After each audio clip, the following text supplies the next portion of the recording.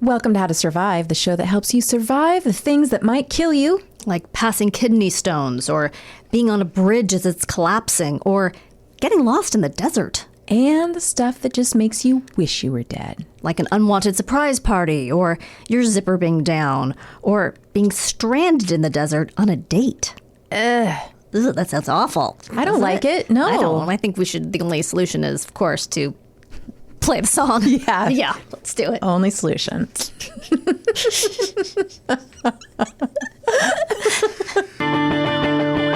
Ground is shaking under our feet, mountains on fire, flooding in the street. Can't breathe the air, can't fight the feeling. Goblin down, Xanax ain't the way to be dealing. Gotta do better than just getting high. We gotta stick together if we're gonna survive. How to survive. How to survive. Hey, welcome to How to Survive with Danielle and Kristine. I'm Kristine. I'm Danielle. Danielle. Yes. Shoulders back. Shoulders back. We're both made a conscious effort to sit up straight. I like your top, Thanks. and it's nice for your shoulders. Yeah, it's like a kind of, I kind of have a butch Sheena Easton period kind of thing going on today, I think, with my look. I like that I've got you- like balloony pants.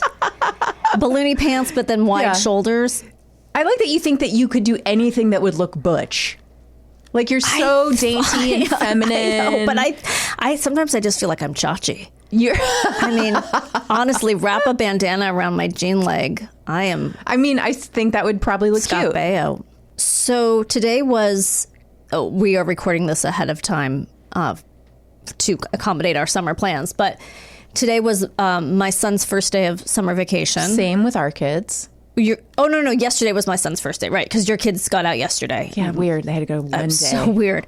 And my son got out on Friday. So so I was hanging out with him today, and I was making lunch, and I was like, why do I have this sense of accomplishment? Like, why do I feel, I was like, oh, because I beat him in the board game we were just playing. Because he got this board game called Western Legends. Yeah. And the first few times, Were you John Wayne? no, but you actually are real people. You can be real people in history. Oh, cool. Real, like, bandits or lawmen, famous Yes. lawmen. And the first couple of times we played it, he kicked my ass. And then somehow, because he's really good at strategy and I'm really not, as is evidenced by my career, I don't know how to plan ahead. I don't know how to make steps that lead to other steps. I don't think that lead that's to necessarily success. strategizing as much as being like a climber who uses people. Yeah, but there's also, well, yeah, maybe. But in any case, Maybe that's strategy. When it comes to games, I'm really not good at strategy. I can't so anyway, today I really concentrated and I really thought ahead and I won. And I was so excited. And he was like, I can't believe you won. I'm like, yeah, read it and weep. How did you take it? Well, you ruined his summer. I ruined his summer. Might as well break his arm again. No, Is this your hot girl summer? it's my hot strategy summer. Hot girl board game summer. Yeah. Yeah, no, he took it okay. He sort of was just he was kind of a little bit like, oh, I can't believe you won. Like, yeah. He can handle it now. He fell asleep on the job, kid. Yeah. Yeah. Oh yeah. I mean, it's not like when he was little and he'd literally get mad if he lost a game. Yeah, those were the days. Yeah. Those were the fun days. Yeah. Well, I'm pretty excited because I've managed, just after a few episodes, to get my kids hooked on Jeopardy. Yay! So oh, good. I'm now so they're glad. like, Mom, are we going to watch an episode of Jeopardy tonight? Oh, good. Yeah. Oh, good. But we only have a few because we only have access to these college all-stars Oh, through Hulu. So if I really want to keep watching Jeopardy, I'm going to have to, buy something. plunk down the money and Yes. get some kind of streaming service that allows us to watch shoot. real Jeopardy. So Is there an ABC app? yeah, we'd have to pay something. I mean, for it, but I'm going to figure out whichever way is the cheapest so that we can Jeopardy together. Okay. Now we're going to get into it.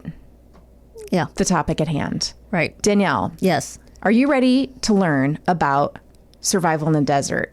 Yes. Okay, so listen. Weirdly, Yes. we were just so we're still catching up on season 5 of Better Call Saul. We're Okay. not in the new season yet, and so the other night we just watched an episode where he's out in the desert with Mike Ehrmantraut. Do you watch Better Call Saul? I don't. Okay, so I don't need to explain characters with you or anything, but he's out in the desert with this guy, and they're carrying duffel bags full of millions of dollars. Okay. Who cares why? It doesn't matter. And in the episode, he runs out of water. Mike tells him, pee in your water bottle. You'll need to save that. Okay. And then towards the end, of course, he ends up. This isn't a spoiler, really. He just drinks some of the pee. Okay. And I'm like, you know what? I don't think you're supposed to do that, but I'm not sure. And Okay, I feel like I saw my Man vs. Wild, Bear Grylls, do that on an episode too. So definitely, that's like one of his trademarks. That's one of his things, right? Yeah. So, but it'd been so long since I Hot watched Pea Summer. Hot Pea Summer. It's always hot, right? Boom, boom, ba-da, ba, ba, ba-da. Especially in the Yes. desert. Yes, that's pea like steam comes off of it. après ski kind of drink. Except you're in the desert. Yeah. So yeah. I went back to the Bear Grylls archives. Oh. And over the weekend, me and Benjamin and Sven watched an old episode of Man vs. Wild from way back in 2007, when he's in the Sahara Desert. Got it. So, a lot of the standard stuff, he eats a bug, he kills a snake and eats it. He hangs out with these tribesmen, and they're like, hey, we live off the goats here. We want to give you a delicacy. It's raw goat testicles. I mean, why do they have to be raw? I mean, come on. That's what they're into. It's a delicacy. It's a delicacy. So, okay, this is really gross, but now I feel like I need to know. I mean, one would assume, is there sperm in the testicles? Well, I didn't see any sperm. I just saw it just was like a chunk of flesh. He threw up. Oh. Bear threw Even up. Bear Grylls threw up. Yeah. And then Okay. he was like, oh, I'll still take their advice. Let me have the second one. So is the premise of, because I've never really seen a whole episode. Yeah. Is the premise that, I mean, obviously there's camera people and stuff. Yes. But the idea is that he's there with nothing, or he comes with some, He's alone. I Right. mean, but yes, there's a camera. nobody's there water and like, He's got some water. Okay. And he's gonna show you essentially like, here's what you should do if you're in this situation. Okay. So I was like, this is probably good to watch. Well, they tell him a fun way you can survive if you're in the desert and you happen to come across a dead camel. Sure. Or like your camel's gonna die. Right. You use the camel, right? So the second part of this whole episode is him skinning and disemboweling a camel. Tauntaun. Tauntaun? This is the Star Wars thing. Oh, I don't know this. Is this Empire? Yes. Empire Strikes Back. They're freezing. They're on, don't tell me. Oh, Hoth. I know it's not going to be me that tells you. I got it, didn't I? I said it. Hoth. They're on the ice planet Hoth. You gave so many Star Wars fans boners I just now. know. I know. So many racist Star Wars fans. And then they Hashtag not all Star Wars fans. they slid open a tauntaun, which Okay. is, a big, huge animal. A camel-like creature? Kind of. I Okay. mean, yeah. And and then the famous line, I thought they smelled bad on the outside because they open it up and then they sleep inside the tauntaun. Yes, that's what he does. Okay. But first, he punctures into the stomach. Mm-hmm. The camel has 3 stomachs. That's punctures right. into one, drinks the water from it. Wait a second. And the guys are telling him how to do this? Yeah, and he's they just alone, though. They just happened upon a dead camel. Are we supposed to believe that they just happened upon a dead camel? We're supposed to believe that. Okay. Okay. All right. So anyway, He does that. Stomach number 1. Stomach number hydrate. 1. Stomach number 2 is full of something called rumen. What this is the partially digested food the camel has eaten, not yet expelled. He's like, another thing you can do is you can squeeze the liquid out of this and drink that. Okay. He does that. I'm going to barf. And that didn't make him barf? He kind of did a little bit after that too.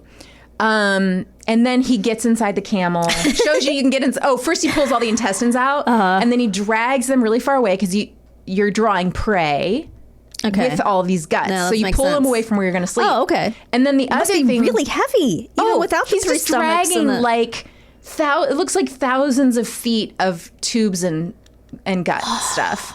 Oh, I'm so dumb. I was thinking he the camel away. But obviously Camel's carcass he dragged stays. the insides away. Yeah, drag the insides away. And then he pees all around it in a big circle. Okay. Because all of the prey don't like the pee. But it doesn't work for women, he said, because we don't have testosterone, like enough testosterone in our pee. Okay. Do they know I'm wearing this shirt? Would that help? Which begs the question. Yeah. And I'd love to know what you and Garen think about this. If you're in the desert, as a last resort, should you drink your own pee? Okay. What do you think? Okay. So I'm trying to think, because there are impurities in pee, but, well, I know that people drink their pee in certain beliefs for other reasons, and they don't die from it. But does it make you more dehydrated? That's what I'm wondering, if it, has... so I'm going to say no. Garen? Well, if I'm not mistaken, urine is sterile. So I think it's safe to drink, but I would have the same concern as you, is that it's got a high salt content.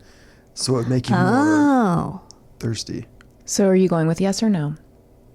I thought it was clear.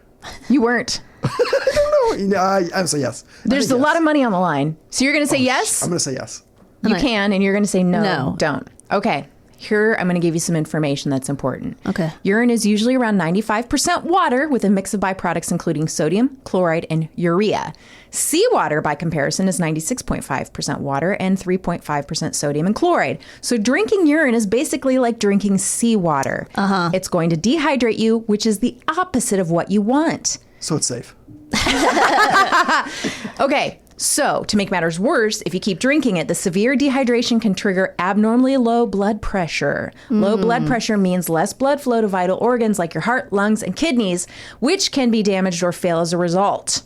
So, adding to your trouble is that urea, I think I'm saying that right? In a word, urea is waste. It's not supposed to be in your body. That's why your kidneys filter it out of your blood and into your urine, which ordinarily then leaves your system. But if you drink the urine instead, your kidneys have to work harder to filter out that extra urea, which could also lead to kidney failure. Suffice it to say, drinking urine may be your kidney's worst nightmare. Also, one more thing, the bacteria. Contrary to popular belief, urine is not sterile. Yeah, why did they say that? I don't know why that became a thing. It did become a thing. It contains at least 85 different bacterial species. Some of the most common are ones like Staphylococcus, which is known to cause food poisoning, and Actinomyces, which is commonly found in gum infections. Oh my gosh. So unless you want to speed up your death, do not drink that urine cocktail. So is there a way to filter it? Well, you know what? I did see a thing about somebody asking that question. I think the answer to that is no. Okay. You do want to have one of those straws in your emergency kit if you're in the desert, because sometimes the water can be contaminated in a desert if you come across water, but it's not good for your urine. Okay. So let's get into the desert. So usually I'm at a hotel. It's medium priced. There's like a pool. That's your desert. That's my desert. Yeah. But that's not what you mean, apparently. It might be. Okay. You know, most people aren't going to accidentally end up in the desert, right? You're either going in there to hike, you're going into camp, maybe you're driving through on your way to your spa. Maybe bury a body. You got a body in your trunk. You got to get rid of it. You're going to meet some guys for $7 million and some duffel bags. Yes. You're not just randomly ending up in the desert. Right. So because you know you're going in, you want to know to go in prepared. You want to make sure you're wearing loose, covering your skin, loose, lightweight clothing. Okay. Right? So you're like, oh, Meryl Streep out of Africa. Okay. Kristen Scott Thomas, the English patient. You Perfect. know, you want those cotton undershirts. You don't want wicking fabric. You know why? Wicking fabric pulls sweat away from your body. You want the sweat to cool you? Keep the moisture. You want keep your moisture close. Smart. Okay. Trap the sweat against your skin, slowing evaporation and therefore water loss. Okay, so cotton is better than wicking. You want to have a wide brim hat, sunglasses and gloves. Think Audrey Hepburn. Gloves? Cover from burning. Oh, for God's sake. What am I, Bernadette Peters? I'm not going to whip out gloves. You don't drive with driving gloves? I mean... I thought everyone did that. Bring lots of extra water, obviously more than you expect. You can lose if you're walking in the heat, 104-degree heat, the average person can lose 30 ounces of sweat every hour. Wow. It's a lot. Wow. It's advised. That sounds like a lot. It is a lot, Danielle. Because you drink like 20 ounces in a regular bottle, right? Yeah. 30 ounces of Yes, sweat? It's just sweating in off an of you. hour? That's why you want to wick it in. Okay. Not wick it in. Not wick. No. Cotton it in. Cotton it in. Cotton that in. Okay.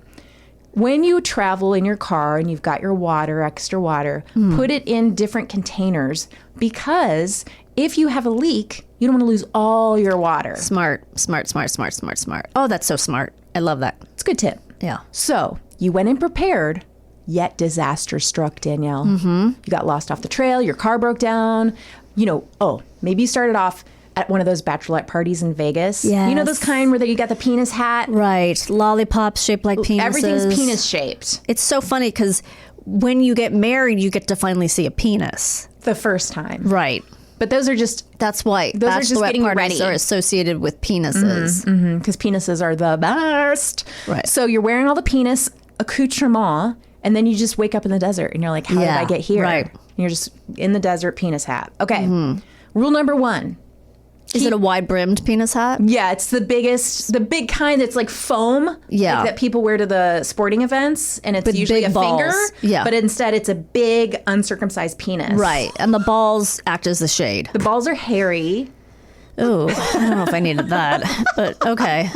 But they provide shade, which is necessary. It's like 70s style before manscaping came along. Okay. No? You don't like that theme? I don't. Not on my head. I sure don't. You should keep them with water in them. Oh my then God, you can that's just pop a such a straw. good. It's one of what those like they beer drink cozy out of. things Yes, with the straw. straws. The hair it's really is like smart. the straw. It's just 2 hairs. That's the Oh, straw. Jesus Christ. Why do we have to include the hair? Honest to God. Honest to Otherwise, God. what do the straws signify? Veins. That's know. better. I don't know. That's I don't even know. grosser. Is it? Kind of. Okay. All right. So, What was this thing about Mars bars and veins or Milky Ways? what? Oh, the Snickers bar that have the veins on the top. Yeah, of but it. why did that suddenly become like a thing? Did I've they get never rid of heard them this. or something? I think they were talking about getting rid of it. And Okay. Just making a If you- smooth bar. If you look at Yes, this I know Snickers the bar, Snickers okay, has right. a top and it's kind of It's got- wavy. right. Yeah. So there was talk, and was that because people thought of it as sexual or something? I don't know. I don't know. It's just one of those. Is it Twitter triggering things. people? It's probably Snicker trigger. Probably is triggering people. I shouldn't joke about triggering because that No, might you trigger can. someone. You can joke about triggering in this context. Okay. Okay, so sorry. Back to the. You're in the desert with a penis hat on. Rule number 1, keep your clothes on. Yeah. Okay. The biggest dangers in the desert are exposure Right. to the sun during the day and to the cold during night and dehydration. I'm going to be talking about dehydration a lot. You're going to be like, stop it. Okay. She's already yawning. So, I mean, Sorry. she's already sick of it. Okay. Do you want some of this Celsius sparkling wild berry? No, I had a Diet Coke on the way over. I'm right. just always tired. One of the best defenses against the sun, getting out of it. Right. And to always have a big hat or other covering for your head, aka penis hat. So, if the top of your head is exposed to the direct sun or even indirect sun, your body needs to work extra hard to keep itself cool. So, the first rule, cover up. If you're caught without a hat, use an other article of clothing to wrap your head in. Find shade.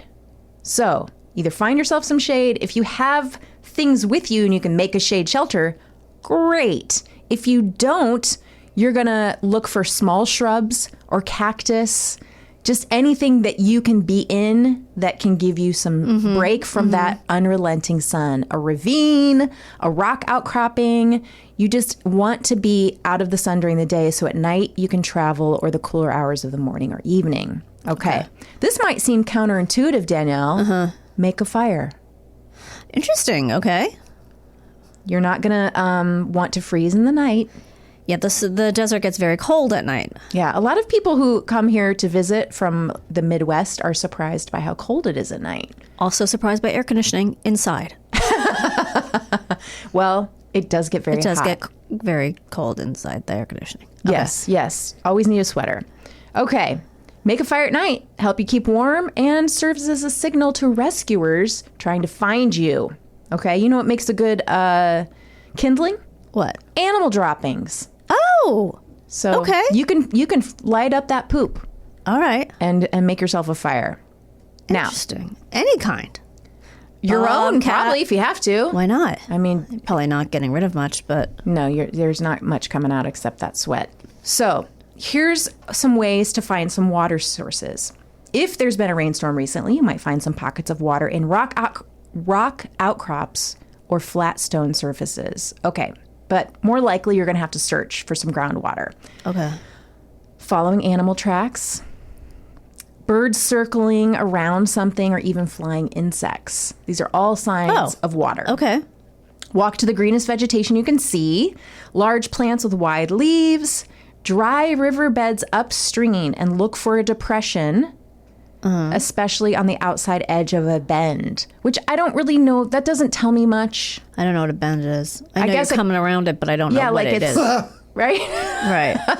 Don't you come around a bend? Yes, but I mean, how do you know? It's just a bend in the road, How but do you there's no know? roads in a desert.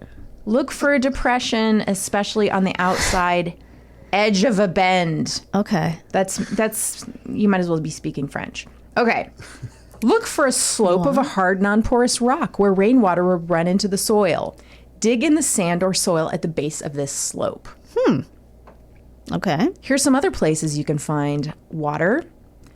Hollow tree trunks. Half-buried rocks have a cool base in the early morning. Turn them over before dawn, so a little condensation forms. Jeez You're just going to be licking those Louise. rocks. Oh my God. Here's another question I have. Either one of you, both of you, I'd like to know what you think. Can you drink from inside the cactus? Well, see, so this is what I was waiting for because everyone says drink the cactus. The cactus is the savior. So I'm going to say yes. I would agree. There has been a myth Oh, boy. circulating for decades that you can drink the water from inside a cactus to survive in the desert. In fact, doing so might just kill you faster. What? The water inside of the average cactus is not pure enough to drink and is actually toxic to the human body. Oh my God. You're better off not drinking any water at all than resorting to this. So that's what I found out about. I thought that too, because I've heard that. That is just banana times. So I think there's probably one cactus out there that you can, maybe that's how it started. and you can do it from, and it was on a Bear Grylls show, and he showed you how to drink from the cactus. So everybody thinks, oh, I can drink from cactus. But I mean, I've heard that since I was a kid. That's not even his, I can't even blame this on Bear Grylls. That's like something I've heard since I was a child. I've never heard that, except Really? well, I didn't hear it when I was a kid, but I also didn't grow up in the West. Oh, okay. Apparently, you shouldn't do it, All right. according to my research. Yeah. Now, don't hunt for food, Danielle. You're better off staying put and not eating at all. The energy Really? you'd waste hunting is more valuable than the Okay. food. The average human being can last 3 weeks without eating, but not nearly as long dehydrated.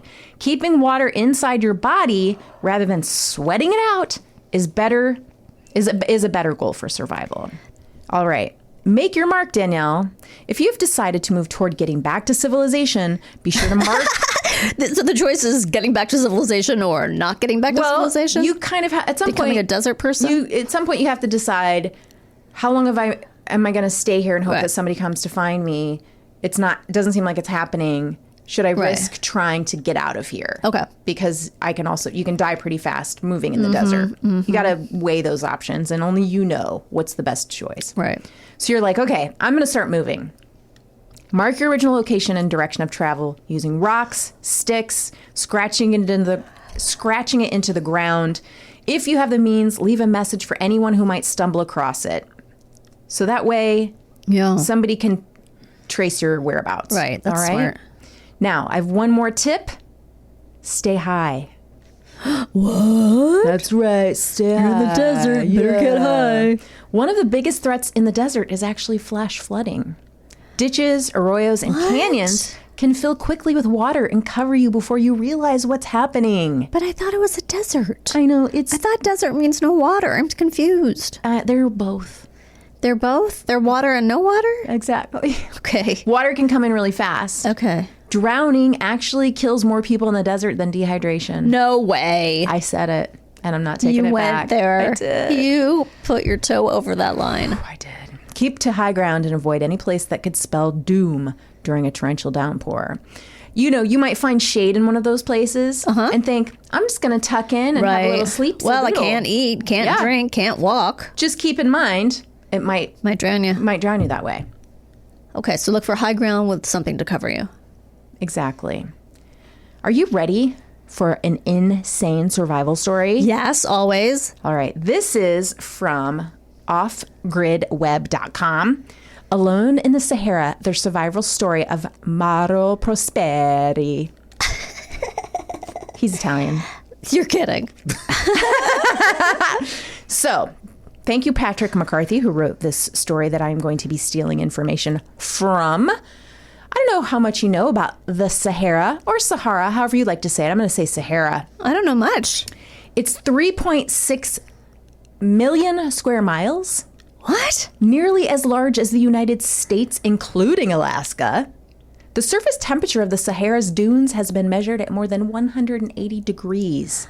Okay. All right. I'm just laughing because that seems impossible. I know. Okay. It's true, though. Okay. Rainfall and vegetation growth is minimal, and the odds of encountering another person are extremely low. It's about as close as you can get to a barren wasteland without traveling to the polar ice caps or the moon. Also known as the Marathon of the Sands or the Sahara Marathon, the Marathon des Sables has been called the toughest foot race on Earth. Oh, Jesus. This 6-day annual ultramarathon covers 156 miles, roughly the same as 6 regular marathons. It takes place in the Sahara Desert. Why? I don't know. But obviously it's not 180 degrees when you're doing this. Specifically southern Morocco. Okay. The Sahara, I don't know. That's a good question. The marathon's website describes it as follows. MDS is a truly grueling multi-stage adventure through a mythical landscape in one of the world's most inhospitable environments, the Sahara Desert. You have to be self-sufficient, carrying all your own food and equipment for the week on your back. Communal goat's hair Berber tents are pitched every night, but apart from that, you have to take it with you. Water is rationed, and if you exceed the ration, you get a time penalty. Okay, let's get to Mauro Prosperi.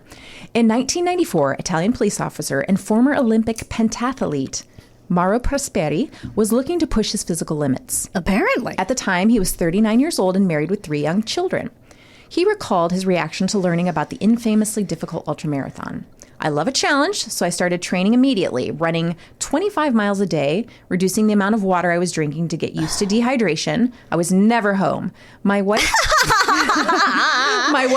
I left my wife with my 3 young kids. I was going to say, when you said that he was married with 3 young kids, I was like, oh, this is all to get away from...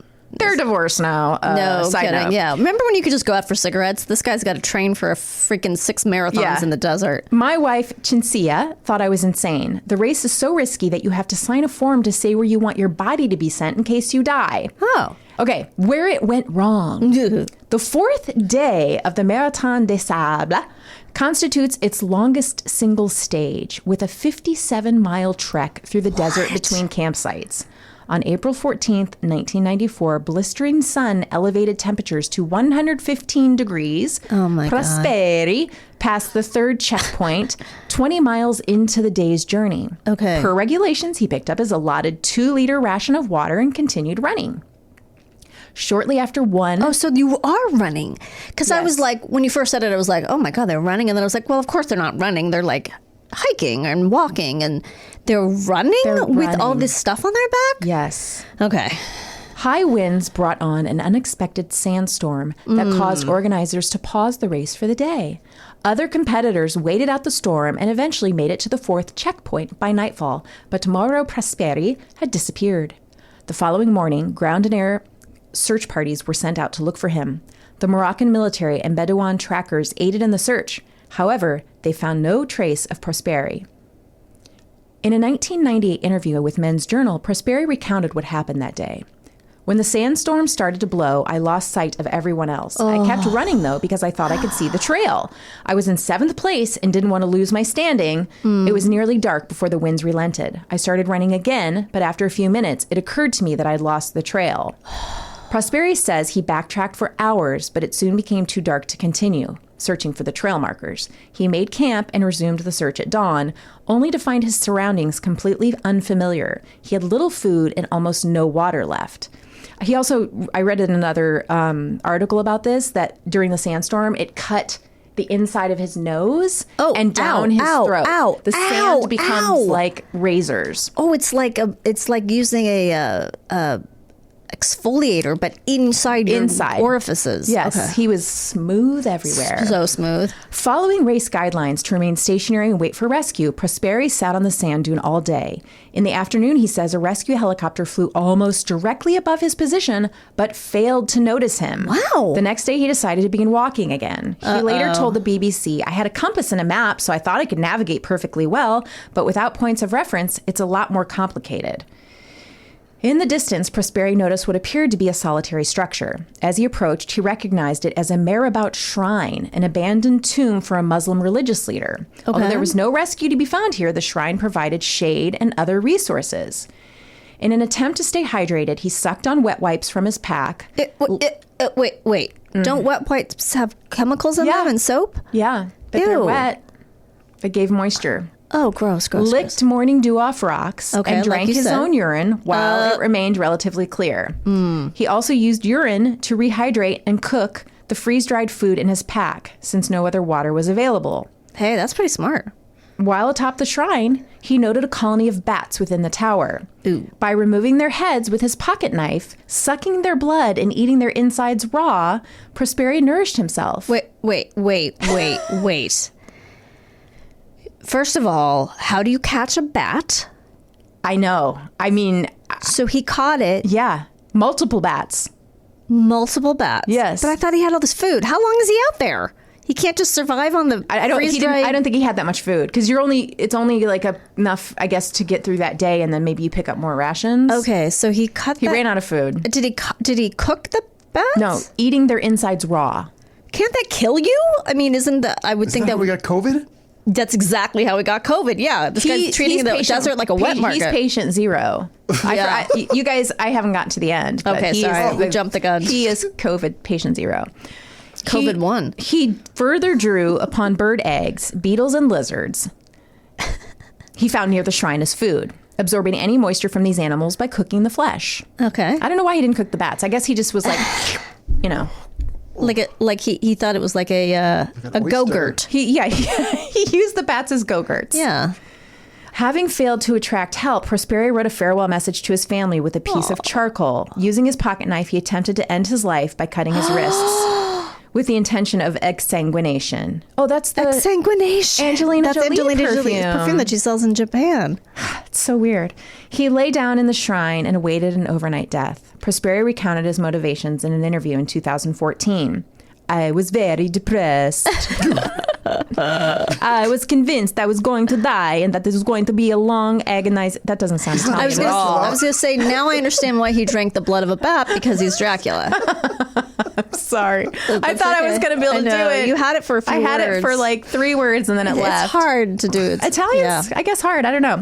All right, I'll just do it. I was convinced I was going to die and that it was going to be a long, agonizing death, so I wanted to accelerate it. I thought if I died out in the desert, no one would find me and my wife wouldn't get the police pension. In Italy, if someone goes missing, you have to wait 10 years before they can be declared dead. Mm-hmm. At least if I died in this Muslim shrine, they would find my body and my wife would have an income. By morning, Prosperi woke to minimal bleeding upon his wrists.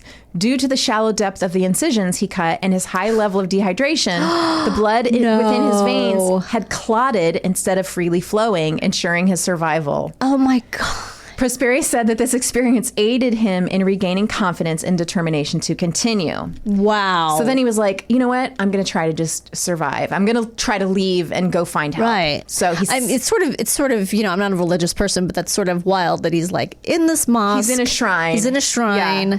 He's trying to kill himself, and he can't because of the problem he's in. So he gathers strength to go on. Like it wasn't meant to be. Yeah. After 8 days in the desert, he finds this desert oasis. 8 days? Yeah. Okay. He tells the BBC, really, it was only a large puddle. I threw myself upon it and gulped with abandon, but I could hardly swallow. I managed to force a mouthful of it down and almost immediately vomited. I couldn't hold anything. I found I had to take tiny sips every 10 minutes. Now that he's got some some liquid in. He fills his water container, walking. He finds some dried up goat droppings. Okay. So he's like, okay, this is a good sign. It leads him to human footprints. He finally runs into this nomad girl who's 8 years old who basically runs off screaming because he's so emaciated. He's lost 33 pounds. I was going to say. She runs and gets... You know how many pounds a woman would lose? 3. 5 to 7. Yeah. I mean, only one way to find out. He's begging for help. And this is a nomadic Tuareg tribe, and they give him goat's milk. They take him on a camel to the nearest village. And he had started in Morocco. He'd actually traveled 180 miles into Algeria. Oh, my God. Yes. And it was actually a little tense because there were tensions between the two countries. So luckily, nobody killed him. They found out who he was. They took him to the hospital. He weighed 99 pounds. Oh, Jesus. His liver had almost completely failed. He had to have 16 liters of IV fluids and was not able to eat solid foods for months and it took him like 2 years to recover. Oh, my God. Wildly, there was some skepticism about his story. Okay. Because of the superhuman feats that it entails. Mostly it was the founder of the Mertin des Sables, this guy, Patrick Bauer, told Men's Journal that the story was a fabrication, that it was physiologically impossible, and Prosperi was going to sue him. But then he dropped it and said that it was personal rather than legal. And there have been all these documentaries and shows about him. He's been featured. He was even featured in some campaign materials for The Revenant. Okay. And they've confirmed it because he has scars on his wrists. They went back to that shrine during the documentary and found a lot of his stuff and bat skeletons and like proof basically that corroborated his story. Interesting. I don't think any one of us would make it through day one. Not through one moment of this. That was a really good story. Now I feel like I want to watch a documentary about this dude. There are lots of different ways you can watch this story, lots of links, and I will put them in the show notes. Awesome. And yeah, he seems like a pretty interesting fellow. Thank you for that. Thanks for listening. Well, we will be right back with our special guest after this. Love it. Welcome back to How to Survive with Danielle and Kristine. Danielle. Yes. I'm just wondering. What are you wondering? How was your break? Oh my God, it was amazing. I drank some lukewarm water, but I rationed it because I don't want to die in the desert. Correct. And we're in the valley, which is basically the desert. It is. It's really hot today. It's probably 180 degrees outside. I think it's 180 degrees, so give or take 2 degrees. We're inside. Yeah. How was your break? It was amazing. I'm starting to feel a little off from this Celsius drink that Garen gave me, and I'm regretting my decision. How much did you drink of it? Not much. It's pretty full. It's like super intense caffeine, right? Yeah. And is there a flavor to it? Like a nice... like wild berry. Is like wild berry chemicals? Wild berry chemicals is how I would describe it. Yeah. Well, our guest brought cookies. I don't know, that might make it worse. Let's bring in our guest. So for the first half, we were talking about how to survive in the desert. And now we're going to talk about how to survive in the desert on a date with Kacey Spivey. Kacey. Oh my gosh, I'm so excited to be here. We're so excited to have you. So we know Kacey because she is one of the writers on Pop Cultured, which is the show that Kristine and I write on. Exactly. That my husband, Jimmy Pardo, hosts once a month at Flappers in Burbank. It's a pop culture show. And she's also written for and hosted What's Trending and Screen Rant. Yes. And Screen Rant, I know I've heard of. Yes. And where did you say those played?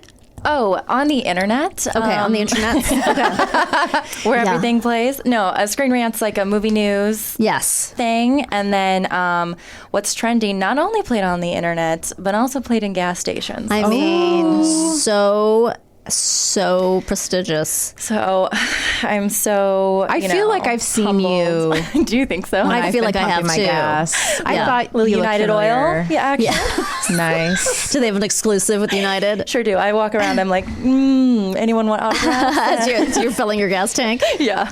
Just like casually walk by every single car until someone notices you. Oh my gosh. It's her. And you also do stand up at Flappers quite often. I do. Oh, that's I'm an right. MC there. Right. Oh, I have to see you do stand up. I haven't seen that yet. Oh my gosh, that would be awesome. I would love that. Love it. Yeah, it'd be great. So, take us, first of all, when does this story take place? This takes place when I was 23 years old. Okay, I don't know how long ago that was. That could be last year. We don't expect you to reveal your age. You don't have to, but just give us approximate. rough. Approximately 7 years ago. Okay. All right, approximately. Okay, so set the scene. Okay. So I had recently moved to Los Angeles from Texas. Okay. Yes. And I was 23 and I had just gotten broken up with. I know. So sad. Thank you.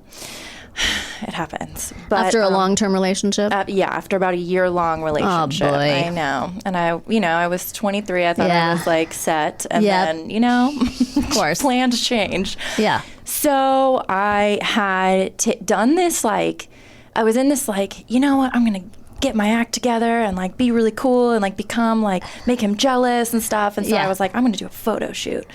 So I did this photo shoot. Okay. And then the photographer asked me for my number. Okay. So wait a second, just to back up for 1 second, because I'm already intrigued. Was the plan to do a photo shoot and then become famous and make him jealous, or was the plan to send him the pictures from said photo shoot? It was like, let me post these on my Instagram. Oh, okay. Got it. And they're going to see how hot I am. Hot. Okay. Like looking good, happy, clearly unhappy, but right. Like, he's going to see how well-adjusted she is that she tagged me in these posts. Exactly. Exactly. I just subtly sent them to him because I was heartbroken, and I was like, you know what? I'm gonna be cool. Yep. So the photographer asked me for my number. Okay. And I was like, sure, great. And so I believe I had only seen him once before to like look at the photos. Right. And then he was like, hey, let's do something crazy. Oh, shit. Oh, no. Nothing good starts that way with a stranger. Yes, and this is when you're 23 years old. You go, that's an adventure. Yeah. Right. Yes. I'm into crazy. I'm 23. I'm 23. I have no I take sexy pictures. Yeah, I'm here for adventure. Dumb. Okay, so he was like, I know these like cool sets that are in the desert. Oh, Jesus Christ. This he may as well have said Angeles Forest and just killed and buried you there. Literally. Okay. And but it was like noon on a Saturday. Okay. You know, and he was like, it'll take like an hour to drive there. We'll look at them. Maybe we'll take some photos and then we'll come back. And I was like, okay, great. Okay. Now, were you attracted to this man at all? I think I was attracted to the fact that he was into me. Sure. Of course. I was feeling, I liked his personality a lot. Okay. I thought he was very cool. But again, didn't know him super well at that time. Right. I thought I was like, I think he's a good person. And what I know. But, Right. I just didn't, you might as well have been a stranger. Okay. So I was like, sure, let's go. So we get in his pickup truck. Okay. I feel like I can see this. Wow. guy. Red flag number one. Okay. Yeah. Number two. He's Number a two. photographer. Right. He takes pictures of pretty women for a living. And so. then and then asks them out. Right. Yeah, okay. So we're on like 3 or 4. This is a very large red flag. Right. Okay. So we get in his pickup truck and we start driving to the desert. Have great conversation. Okay. The music, it's going great. We go to those little movie sets. They're cool. It's great. Is this Vasquez Rocks by any chance? I couldn't tell you. Oh, okay. To be honest, I can't even remember the name of where we went. Like maybe Lancaster? I don't know. Okay. I was just so trusting. I just was like, let's go. Okay. So, I don't know how time passed so quickly. Maybe the sun was going down earlier in the days at that time. I don't know. But the sun started going down. All right. And we're like, okay, let's drive back. And then he was like, let's like pull over and watch the sunset and like be romantic, right? Yeah. Oh, God. So he pulls off the road. Now, this is the desert. So he pulls off the road into the sand. And not just like into the sand. Like sees a tree like kind of far out and drives over to the tree. Oh shit. So are your alarms going off in your head at this point? Not at all. Oh, okay. I'm like, how cool is this? Yeah. That, like, all right. someone wants to watch the sunset with me because my ex didn't, you know? okay. That kind of thing. This guy's so into me. Yeah, I'm feeling great. This is cool. What a cool, like, date idea. Oh my gosh, I'm like cringing. Okay. So the sun sets naturally, and it is the desert, so it's completely pitch black. Yes. Okay, middle of nowhere, no town, like there's nothing. And he goes to turn on his car, and it just Oh no. and just he gets drove in the sand. yes, and it just no. sinks further and further, a pickup truck Yeah. into the sand. Okay, and I'm going. This is where I go. Oh, this is dumb of me. Yeah. This is what my mother warned me about. Right. This Yeah. is it. This is the moment. Okay, got it. So I was like, don't worry, I have AAA. Okay. Yeah.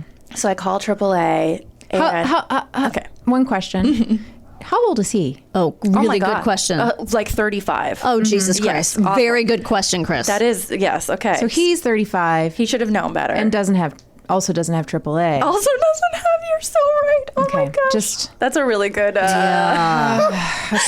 I mean, I'm not shocked by it. I also was a single woman in LA for a long time. Yeah.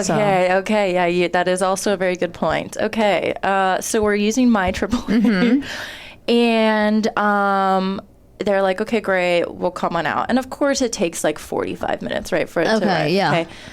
Well, the vehicle that arrives is like a flatbed. Okay. I've never seen something like it before, like come as a AAA truck. Yeah. Yeah. Usually it's just a truck. Yeah. Usually, yeah, and they tow have truck. like a tow Yeah. thing. No, this Yes. was like a long flatbed thing. Like that you would carry other trucks on? Yes. Okay. Yes. And he looks out into the desert and goes, "I'm not driving out there." Because we were too far off the road. And I was like, okay, we'll try. Well, And I'll drive back with you then, and this Yes. motherfucker's on his own. that's exactly what I should have done. Right. Did not do that. Got it. That was, you know, when they say like God sends you boats. That was boat number one. Okay. That I was like, no, God will save me. And God, you know that God's story. trying really hard to help you out here. And you are not picking up the hint. Yes. Okay. So I was like, okay, I'm going to call another truck from AAA just because that was like weird. And I'm going to clarify that we need something that can Right. like pull us out. Right. The same thing happens. So truck number 2 is another flatbed truck that will not go out into the sand. Wait, it's been explained what he needs to Yes. do, and he still won't do it. It's not that he Yes. can't. He won't even try because he'll Correct. get stuck. Because he knows. Correct. Yeah. Now, is he trying to be like romantic during this time? Is he putting moves on you? Is he like... He was, I will say, he was very like respectful and kind of Okay. embarrassed. Okay, I'm well, glad that's he was appropriate. embarrassed. That's Yeah. appropriate. That's good. Okay. Right. So Yeah. so I was like, so I felt bad, you know, like I wasn't going to like ditch him because he was being I see, nice yeah. and embarrassed. And, you know, this was like a problem that we were going to like solve together. Okay. 24. No, 23. Yes. Okay. You're like, I'm here with you. I'll save the day. Yeah. Okay. So this happens again. And at this point, it's probably like 9 p.m. In the desert. Yeah. Again, Yeah. pitch black. Getting Scary. cold, Going around, probably. Getting Scary. cold. Getting very cold. Yes. And we were like, well, like, who do we call? Like, what? Right. How do we get out of this situation? Every place is closed. It's 9 p.m. And it's like as if it were a movie. This group of like 5 completely wasted grown men No. on 4-wheelers drive up. Okay. Oh my God. Shit. This feels like a horror movie now. Literally. Yeah. Yeah. And they're like, hey, do you guys need help? Mm-hmm. And I was silent. I was going to be like, no. Yeah. Right. No thanks. And he went, yeah, we do need help. Again, they're like partying. They're like drunk. Like they're desert men. Okay. These are desert men. They're desert men. They're going to go into a bar and put someone on a pinball machine. No, I'm thinking of that. Did you guys see that movie with Jake Gyllenhaal where he's driving through the desert with his wife and his daughter, and then they get pulled over by Sam Taylor Johnson, who's like a murderer? What? It's terrifying. Don't watch it. Oh my God. And I'm glad you didn't see that before this happened. Literally. Maybe if I would have seen Okay. that, I wouldn't have been so cool through this whole like situation. I'm sorry that I can't remember the name of it. So the redneck desert people come up. They come up. And, you know, like they seem like they're trying to be like nice and kind. So like, you know, if they seem, I don't know, there's like that weird thing in your gut where you're like, sometimes you like know that they're good people. Sometimes you know that they're bad people. I could not tell. Yeah. Okay. And one of the guys goes, well, I have, my truck can pull you out of the sand. Oh, okay. But I have a DUI. Yeah. Okay. So, and all of us are drunk. That's why I only drive drunk on a four-wheeler. Yes. Are you allowed to drive a four-wheeler if you have a DUI? No, Probably not. I don't think so. So why does he draw the line? I don't know. Okay, anyway. So we're all drunk and I have a DUI. Great. Yes. So one of you has to come with me Uh-huh. to blow into the breathalyzer. Of his truck. Of the truck. Guess what? Okay, wait, how far? Okay, I'm sorry. Okay, guess what the guy I was with did? Went with him He sure did. and left you. With Left four with all the other guys. fucking drunk, In the rapey Oh my guys. God. Why didn't you go with him? I think, because he It was could a only four-wheeler. He could only Yeah. fit one person on the... It's a Oh four-wheeler. my You God. can't. This is like that chicken sack of hay and the fox across the river thing. I mean, or yes. You don't know that riddle? Yes, and. You really don't know that riddle? It's like the famous riddle of the farmer who's got. You guys don't know this Well, it's riddle? something No. about I'm going to carry you across, and then I'm going to come back and I'm gonna carry you, Yeah. and then the fox eats Yeah, the chicken. exactly. Right. But in this vaguely, case, yes. it's right. Okay.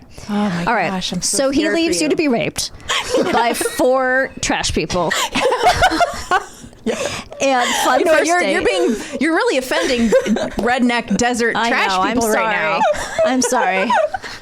They just he had to drive you back to the meth lab. Literally. We just have so to how stop far- and how sell far is- 3 bags of blue meth. How far is his truck? It was supposed to be like in the neighborhood nearby. Yeah. Okay. I don't know how long the time was that I had locked myself in this truck. Oh my gosh. And then all the guys on four-wheelers just like rum, rum, rum, surrounding the truck and just gazing at you. Like, I think they all slobbery? understood that this was an insane situation. good. I think like nobody was like they weren't trying to hang out with you. No, thank God, thank God. But just the idea of it is scary, and they were cognizant of that, which is actually nice. I think so. Yeah, okay. Luckily. Otherwise, Right. I mean, I locked myself in this vehicle so that nobody could talk to me or try to talk to me. Okay. So I look it down on my phone, and I have signal, which is great. And I have had signal, but it was kind of going in and out. And I was like, I'm going to call my roommate. Yeah. This might be the last time you hear from me. Literally. Someone needs to know my whereabouts. Yes. And so I call her and I start telling her the story, and she goes, "Send me your PIN right now." Good. And while my date is gone, Yeah. she drives, she like speeds to the desert, gets to the desert. Oh my God. At the same time that my date gets back with the other vehicle. That is amazing. what? Literally, they drive up at the same time. Wait a second. I know. He was going into the neighborhood, and your friend was coming from Los Angeles. Yeah. To the how did I don't know. I think he did some meth with They made a pit stop. with the four-wheeler Clearly. guy. I feel like it was a long time that he was gone. it must have been. Because she got all this Yeah. over there. And she I drove love that 100 miles an hour. Yes. I love that the solution isn't you can drive my truck, but rather just blow into it and then I'll drive. Is that what they did? Yes. He's not going to let anybody drive his truck. I guess. Foolish me. I don't. You know what? You don't know truck people. I don't. I don't. Okay. So they get back at the same time. That's amazing. And I open the car door. I slam the car door and I just walk over to her car, get in her car, and leave him. I just left him. I love that. Because I was so upset that he left me. No, of course you were. I was like, I'm done. I'm done with You this. can't do that. The thing is, there's no safe. You shouldn't have gone with the other guy either. No, there's no option. There's no option. option. safe option. You should have just like ridden on his shoulders in the 4x4 or something. Yes. But yeah, that's not. Or you guys say, no, we can't use your help. Totally. You know what I mean? That Like, was the answer. Was no, thank you. We'll have someone come pick us up. We'll figure this truck thing out in the morning. Right. But we were in too deep. Yeah. Like he had said yes. Like, oh my gosh. And so, yeah. So does he yell after you or? I think he was like, Good call. Okay.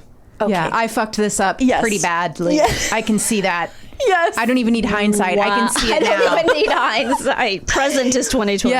Yes. And thank God for my roommate because she was like, I can't believe this happened. How long did Why didn't you call me earlier? How long did it take her to get there? It had to be 45 minutes, something like that. So I don't know what they were doing back there. Right. Like, I don't know what took them so long, but like, it was crazy. And then we drove back and we were like, okay.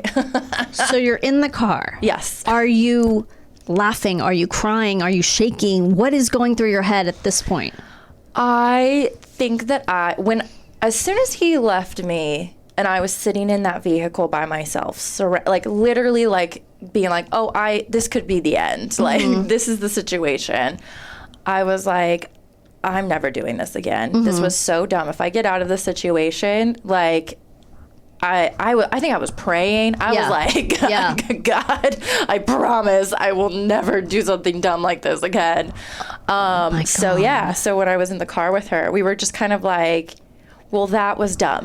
That was dumb. Oh. And she was like, okay, you're okay. We're okay. Oh yeah. My okay. God. We're never doing that again. What a thank God for her. I know. Good roommate. Good roommate. Great roommate. Yeah. Oh my gosh. Can you imagine? Because at that time, she's like one of the only people I knew. Yeah. Still. Like, right, because you had just moved. I kind of still just moved. So I was like, I don't know who else I would have called. Thank God she answered her phone. Thank God I had a bar of service. Did you take selfies of you stranded in the desert and send them to your ex-boyfriend? I totally should have. I'm on the best day ever. Take a picture of all the guys on the 4x4s. These guys all want me. Who will I pick? That would have been, if I had a sense of humor, I think that would have totally been the move. My God. How crazy is that? So it's totally crazy. It's a fantastic story.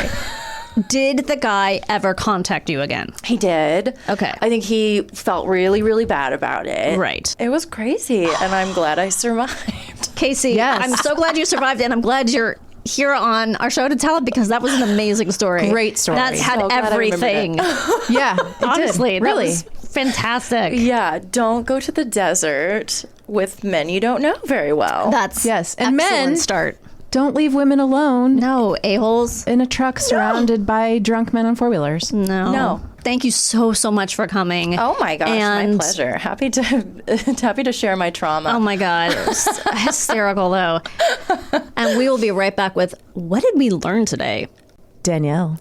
Kristine. Are you ready to learn what we learned today? Of course.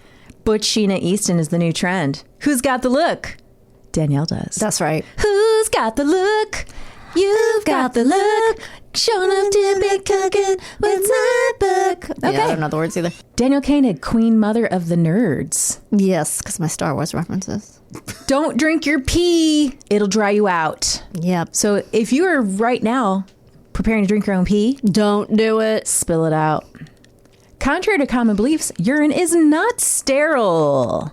Snickers recently shut down rumors that it is replacing its iconic dick-veined chocolate bars with a smooth-coated bar instead. In a tweet, Snickers said, "Good news, contrary to what's trending on Twitter, the veins remain." I wonder why that even got started. That is so random. I don't know, but I feel like I want to get to the bottom of that rumor. I do too. Let's look into that. Okay. Bee alert, BEE. Poke under rocks for spiders, scorpions, snakes, and killer bees. Stay high. Avoid rapid flooding and drowning. It kills more people than dehydration. Right. Maybe don't do something crazy with a stranger, especially in the desert. Yes, good advice. Nocturnal Animals is the Jake Gyllenhaal, Aaron Taylor Johnson film that I recommend you don't watch. Okay, good to know. I will keep that on my list of things not to watch. Thank you, everyone, for listening. Thank you. Hey, we love hearing from you on social media. So much. At Pod How to Survive is where you can find us. You can also send us an email at podcasthowtosurvive@gmail.com. And Garen, you're doing a great job. Thanks, Garen. We love My you. pleasure. And to everyone else, remain calm.